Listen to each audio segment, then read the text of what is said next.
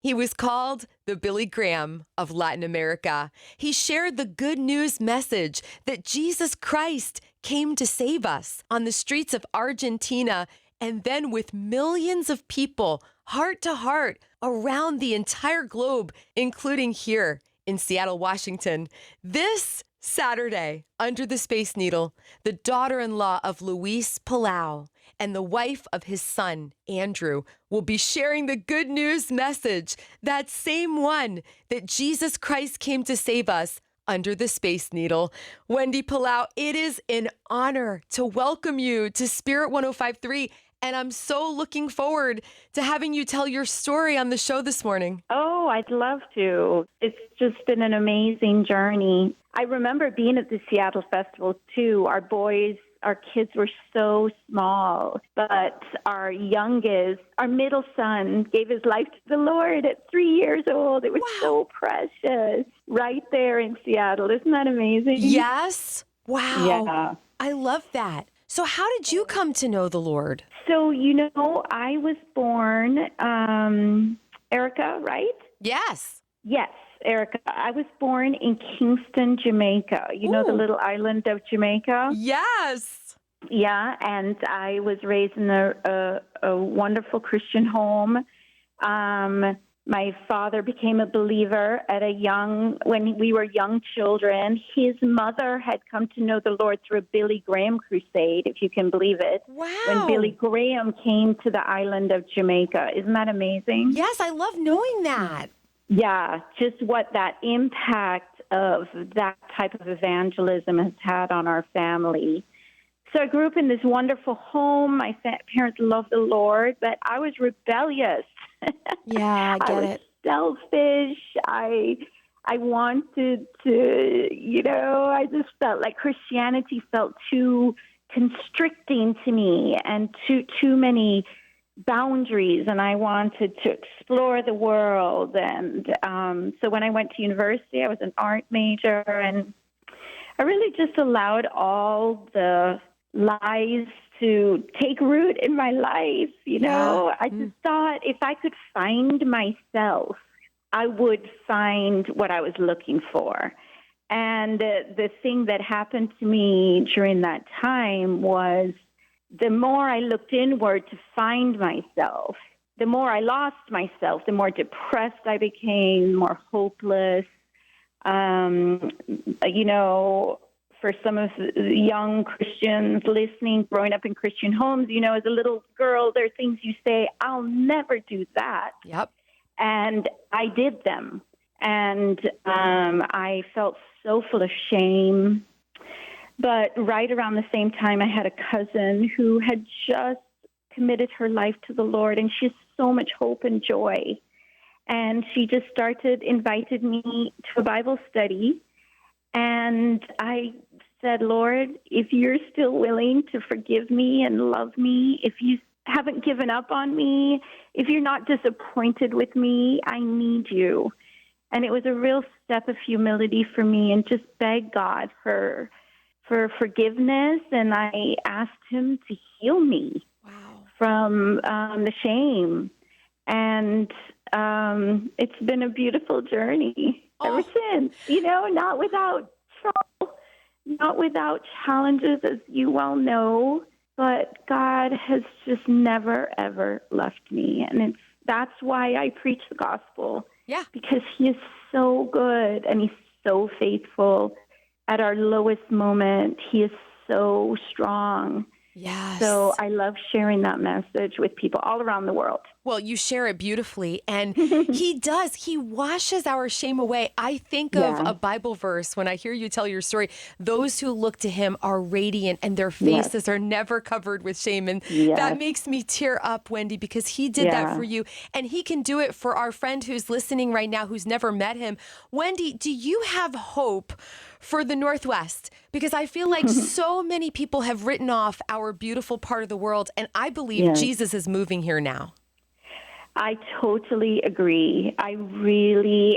Even this event happening in Seattle, Awakening, and I just feel like there is this, My father-in-law used to say that under pressure, the church grows. And I feel like as followers of Jesus, I feel like even if you don't know him, there is this new pressure in our society. And I think we're coming back to what really offers hope. Not what, but who, Yes. Yeah. Where is real eternal hope found? I mean, I feel in so many ways we've been disappointed by many other things that we've looked to. And, God is in the business of changing lives, and change families, change relationships, change families, change communities and neighborhoods. And that's the whole message of the gospel of who Jesus is. Yes. He's in the business of healing, redeeming, and changing, and he's still doing it. He is. We've seen it. I would love to ask you to talk about your father-in-law, what he was like, and maybe you have a favorite story that you want to share that maybe, those of us who knew him from the outside, you knew him on the inside. So what was he like, and what's your favorite story? Luis Palau, what an amazing man he was. There's so much to say about him. Obviously, he's just such a father of evangelism around the world. And I guess one thing I would say about him is that he had one focus, He didn't have any hobbies. He never played golf. Oh, wow. He didn't play tennis, He never bought nice cars.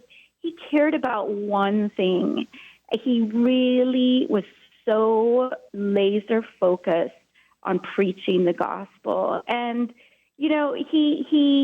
he never retired either. Even in his 80s, when he got older and slower, he was still going where he could to preach and to share the gospel. And he loved his family. That's the other thing. There are 12 grandchildren, and he was so devoted to each one. Even the week he died, for those of you who don't know, he died of lung cancer about 3 years ago. The week he died, he wanted to meet with every single grandchild. And individually, one-on-one. Isn't that amazing? Yes. So he's an amazing man, and at the Palau organization, it takes a whole army of us to carry on his legacy. But we're doing it, and we love it, and we just love preaching the gospel all over the world. Wow. So it's been amazing. Yeah. Do you see Luis in your husband, in your children? Mm-hmm. Are there personality traits that have been passed down? Yes. I mean, different so my brother-in-law, Kevin, runs the organization. My husband and I, Andrew and I, are evangelists. And the boys, there are 4 boys in the family, and each ones have different characteristics of Luis. I mean, I think because my husband is an evangelist, there are things he does that feel like him. And the long stories he tells, Luis was always a long storyteller. Yes. So that's amazing. And it's just been an amazing journey, even for me as a Jamaican, marrying into this family, coming out all the way out here to the Northwest. Yeah. And just being so privileged to being a part of what God's doing around the world. And in Seattle. Yes. Does the Northwest feel like home now, or a home away from home? It is. It's my home. We've been here for a long time. Our kids were born here. And, we go back to Jamaica a lot. We actually just had a festival in Jamaica in April, which was a blessing and a joy and so amazing. It's interesting. It is home, but there's something that still happens to me when I land on the island. Okay, this is, this feels so warm. Yeah, and in more ways than one. Emotion. Wendy, I want to ask you, you are an evangelist, right? And you are always sharing the good news. But I would like for you to encourage someone who doesn't really know how to do that, because we don't have to be necessarily evangelists with a capital E. We can share hope with our neighbors, with the people we interact with every day. Do you have any tips on doing that in a winsome way? Yes. If you know Jesus, you really are called to allow that living water to flow out of you, right? Yeah. Do you remember the words that Jesus said to the women at the well? He said, "Out of you will flow, I will fill you, and then out of you will flow rivers of living water." And the thing with water, think about it, it flows. If you pour a cup of water onto your driveway, it is going to just find a way to flow. Any little crevice, any little hole, any little downhill space. And that is, to me, that is the image of the Holy Spirit flowing out of us. Sometimes we feel like we need to be a waterfall or a fire hydrant of the goodness of God. And at times we are called to be that, to stand and to say, He is good, which is what we're going to be doing on August 10th, unified in the city of Seattle. But for all of us in our day-to-day lives, sometimes we just need to allow the living water to naturally flow out of us. I was just in a workout class, literally right before I came on the call with you. And as I was in there, I was praying for the instructor. I knew that she was suffering with her mom who's ill.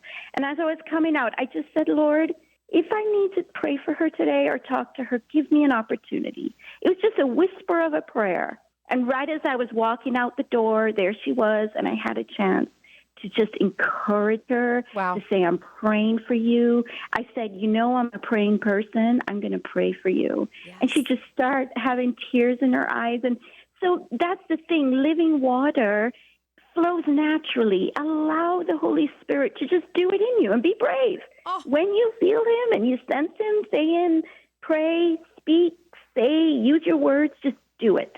That is beautiful. The living water flows so Yeah. beautifully out of your voice. Yeah. Wendy Palau, it has been an absolute honor. We can't wait to welcome you to Seattle at the Awakening Northwest Festival. God bless you and your entire family. Thank you, Erica. We're praying, and we'll see you soon. Okay, God bless.